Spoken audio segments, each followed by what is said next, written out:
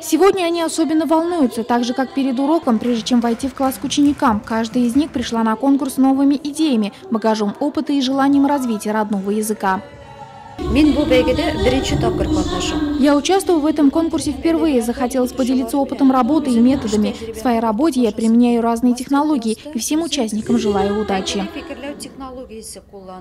Эссе на тему «Мое педагогическое мастерство», разработки уроков, портфолио, полные дипломов и фотографий, отрывок из мастер-класса и презентации видеоролика «Мой родной край. Моя родная школа». Именно такие испытания ожидают участников муниципального этапа конкурса.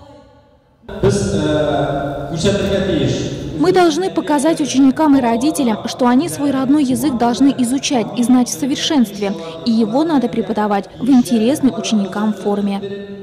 Среди конкурсантов есть те, кто впервые пробует себя в данном состязании, и опытные участники. Роза Сафин решила вновь поучаствовать с целью поделиться с коллегами современными методами обучения татарскому языку. Я уже участвовала в прошлом году. Если тогда я стала обладательницей номинации, то сегодня пришла за первым местом. Такие мероприятия объединяют учителей татарского языка, а наших детей учат любить родную культуру, традиции. Наши учителя ежегодно активно принимают участие в данном конкурсе. Он очень своевремен и способствует развитию и возрождению татарского языка. Победители награждены дипломами 1, 2 и 3 степени. Многие стали обладателями номинаций.